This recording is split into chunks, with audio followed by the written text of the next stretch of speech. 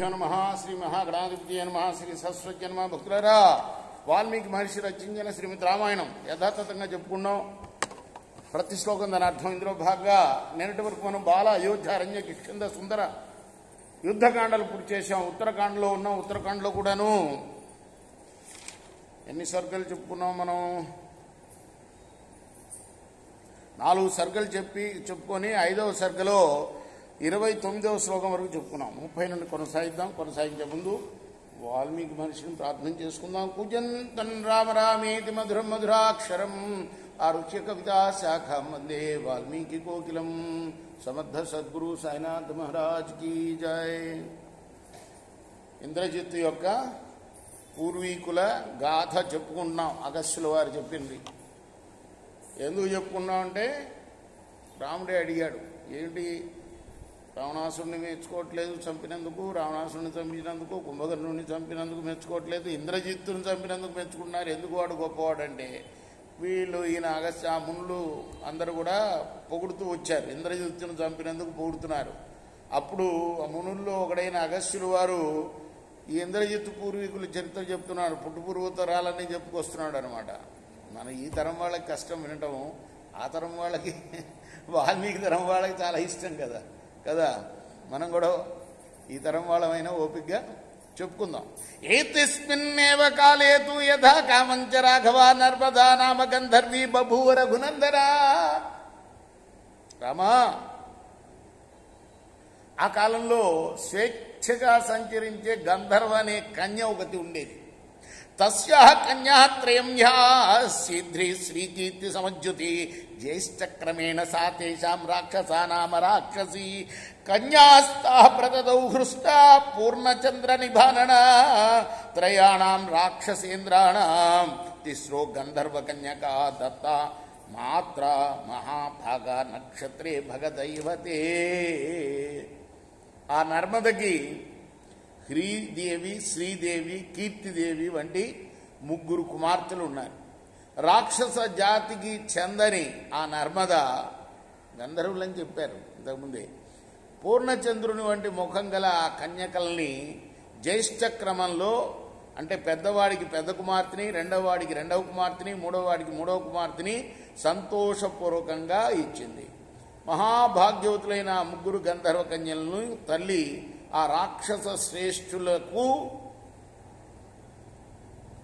ఉత్తరీ ఫల్గుని నక్షత్రంతో కూడిన రోజున కన్యాదానం చేసింది. కృతదారాస్తుతే రామ సుకేశ తనయాస్తదా చిక్రీడు సహ భార్యాభిర్ అప్సరోభిరివామరా.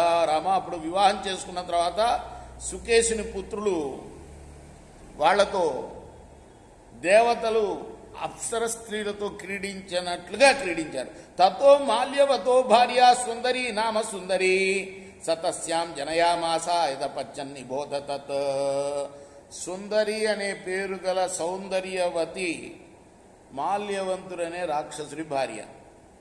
అతను ఆమె యందు ఏ సంతానాన్ని కన్నాడో తెలుసుకుందాం అంటే వినమని చెప్తున్నాడు రాముడికి.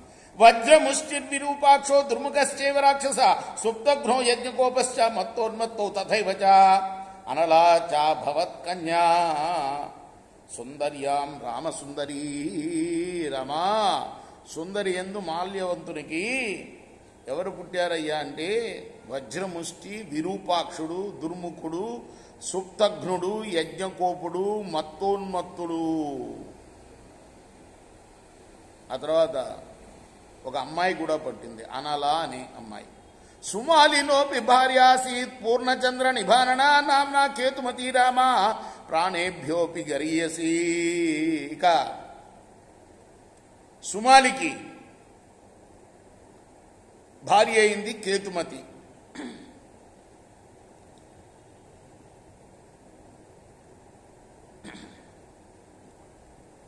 ప్రాణం కన్నా కూడా గొప్పగా ఉన్నదనమాట. సుమాలి జనయామాస యథపచ్చన్ని శాచర కేతుమత్యా మహారాజా తన్ని బోధానుపూర్వశ. మహారాజా, రాక్షసుడైన సుమాలి కేతుమతి ఎందు పుట్టించిన సంతానం కూడా చెప్తాను విను. ప్రహస్తో కంపనశ్చైవ వికట కాళికాముఖ ధూమ్రాక్షశ్చైవ దండస్య స్పార్శ్చ మహాబల. సంభ్రాది ప్రఘసశ్చైవ భాసకర్ణశ్చ రాక్షస రాకా పుష్పోత్కటా చైవ కైకసీ చ శుచిస్మిత కుంభీనసీ చ ఇచ్చేతే సుమాలే ప్రసవా స్మృత. వీళ్ళందరూ చేసిన యుద్ధం అంతా కూడా చదువుకున్నామా మనం? ఒక్కొక్కళ్ళ పేర్లు గుర్తొస్తున్నాయా లేదా మీకు? ప్రభావతి, ప్రహస్తుడు, అకంపనుడు, వికటుడు, కాళికాముకుడు, ధూమ్రాక్షుడు, దండు, సుమార్ష్యుడు, సంహ్రాది, ప్రఘసుడు, భాసకర్ణుడు, వీళ్ళందరూ పుత్రులు ఆమెకి. ఇక కైకసి, కుంభీనసి అనేవాళ్ళు కుమార్తెలు సుమాలి సంతానం. మాలేస్తు వస్తానామ గంధర్వీ రూపశాలిని భార్య సీత్ సత్ పద్మపత్రాక్షి స్వక్షి యక్షి వరోపమ సౌందర్యంతో ప్రకాశించింది. పద్మపత్రం వంటి నేత్రాలు కలది అయిన వసుధ అనే గంధర్వ స్త్రీ మాలి అనేవాడికి భార్య. సుమాలి, సుకేతుడు, మాలి, సుమాలి, సుకేతుడు. వీళ్ళకి ప్రభో రామ సుమాలే అనుజస్తస్యాం జనయామాస యత్ ప్రభో అపత్యంగత్యమానంతో మయాత్వం శృణ్రాఘవ. మాలి వలన ఆమె కలిగిన సంతానం కూడా చెప్తాను. అనలశ్చానిలశ్చైవ హరః సంపాతిరేవ చ ఏతే విభీషణామాచ మాలయేస్తే నిశాచర. అనలుడు, అనిలుడు, హరుడు, సంపాతి అనే ప్రసిద్ధులైన ఎవరుట వీళ్ళందరూ తర్వాత విభీషణుడికి అమాత్యులయ్యారు. వీళ్ళు మాలిపుత్రులు. రేపు అయిపోవచ్చింది, చూద్దాం. అయిపోవచ్చింది, 2 శ్లోకాలు. తతస్తుతే రాక్షస పుంగవాస్త్రయో నిశాచరై పుత్ర శతైశ్చ సంవృత సురాన్ సహేంద్రాన్ ఋషినా గయక్షాన్ బబాధిరేతాన్ బహువీర్య దర్పితా.